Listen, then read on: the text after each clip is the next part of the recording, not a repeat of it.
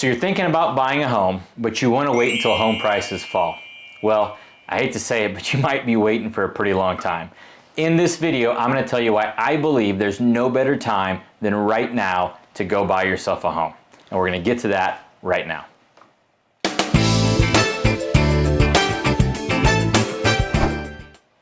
If it's your first time to the channel or you just started looking for a home, do me a huge favor. Hit subscribe, ring the bell so you never miss out on the latest news in the market. My name is Josiah Burge with Anchor Home Mortgage, and I get phone calls and texts every day from customers just like you that don't want to miss out on what's going on. So if that's you, give me a call, shoot me an email, send me a text. Let's jump on the phone. Whether you're 9 days or 90 days away from your purchase, I want to get to know what your goals are, what your wish list is, so we can set you up to be in the perfect place to buy a home.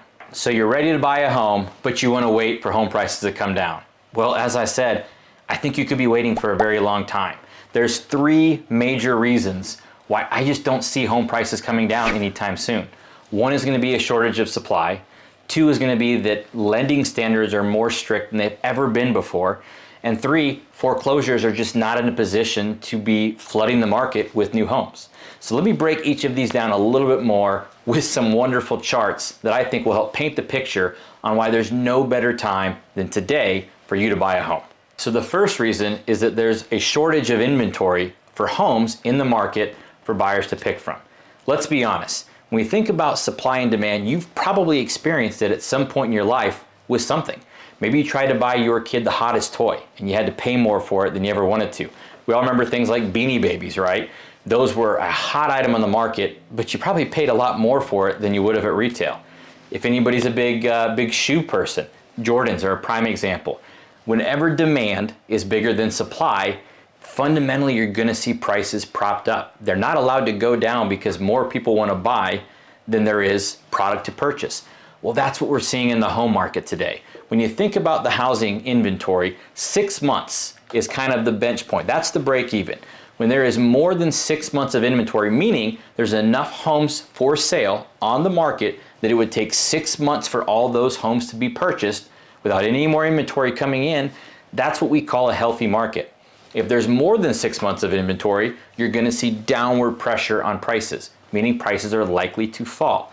If there's less than 6 months of inventory, you're going to see upward pressure on prices, meaning they're going to be more likely to hold or increase. Again, supply and demand. When there's more buyers that want to buy homes than sellers willing to sell their homes, the fundamentals of supply and demand will not allow home prices to fall.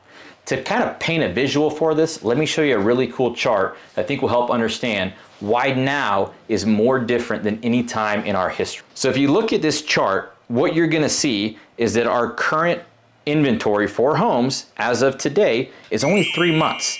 That's half of what a healthy market would sustain.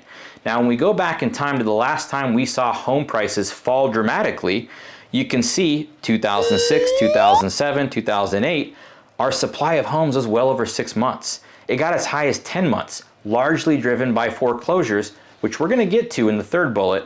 But as you can see, the fundamentals are not in place to allow for home values to drop because there's just not enough inventory for buyers to buy. Again, 6 months, that is the break point. That is what a healthy market is identified as.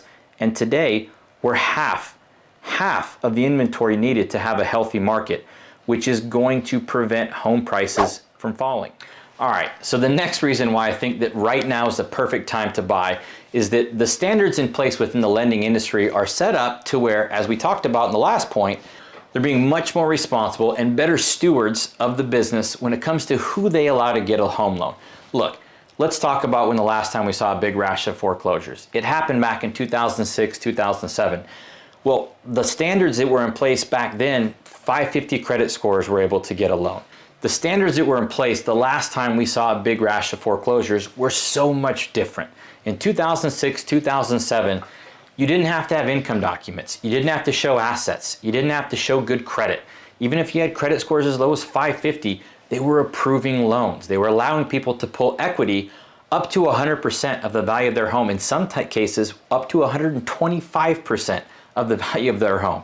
Those practices are fundamentally not in place today legally. There's regulations that are holding lenders more responsible than ever. So you can be assured that if you're going in to buy a home, your lender is only able to lend if you can afford your payment, which is why it's never been a better time. We're gonna make sure you're in the best place to not just get your home, but keep your home, no matter what the economic environment looks like as we move forward. And it's also gonna protect that investment, because more and more of the buyers that are buying today, they're not buying homes that are gonna foreclose, which protects your value, protects your investment, and it makes sure that when you buy a home today, it's gonna be worth more tomorrow.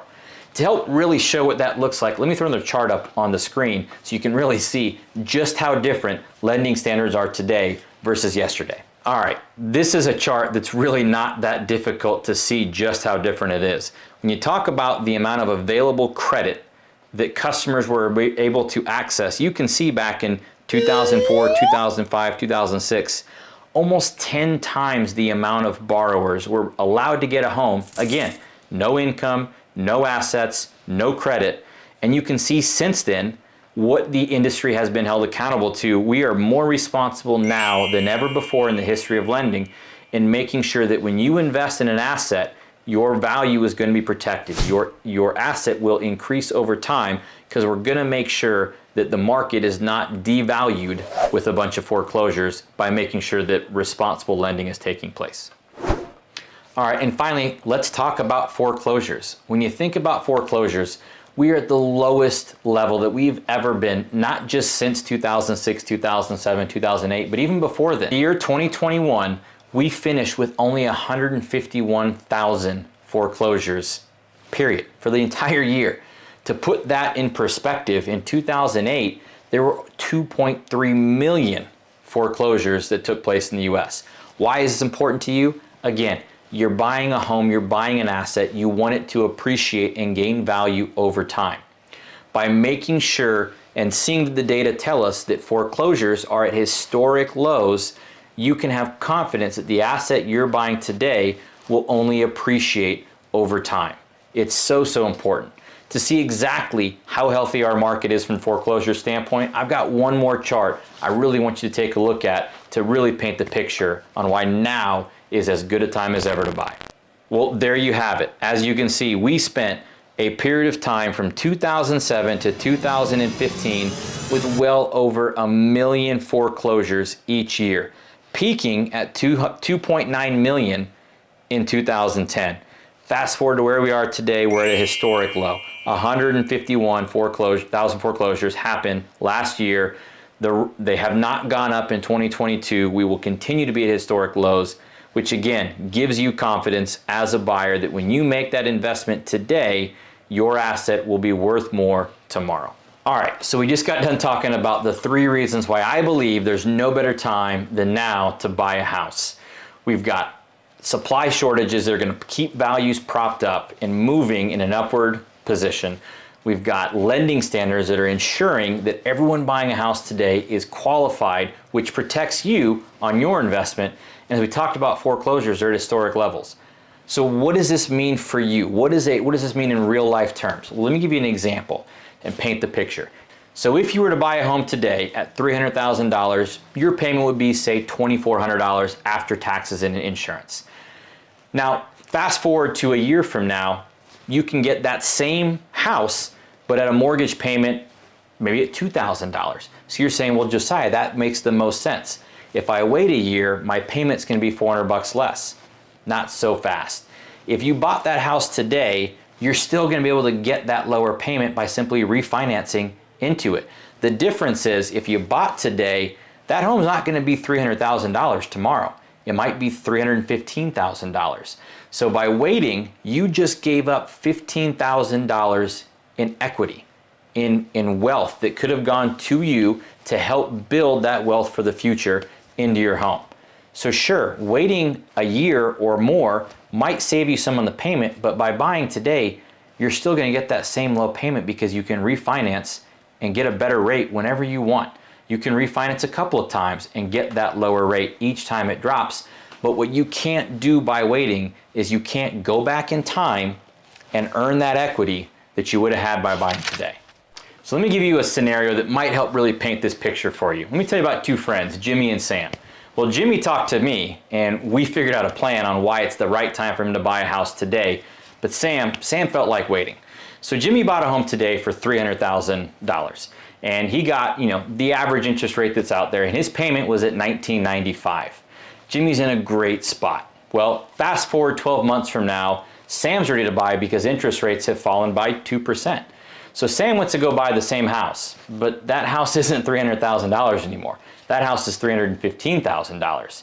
So even though interest rates have come down by 2%, Sam's payment is going to be $16.95. So you might be saying, well, Josiah, that sounds better because Sam's paying $300 less than Jimmy. Not so fast. Jimmy, because interest rates have fallen by 2%, he's going to refinance his loan.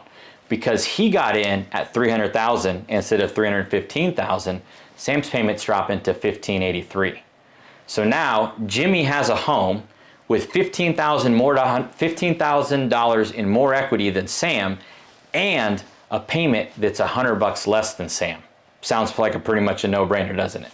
This is exactly the scenario on why I believe there's no better time than right now to go buy a house, start building equity, and again, when rates come down, refinance, keep your equity, and pay less than Sam, who decided to wait and buy a more expensive house. All right, so what's next? Well, it's really simple. In the details below, you'll see where you can book 15 minutes with me, and I cannot wait to speak with you more so we can set you up to buy your home today.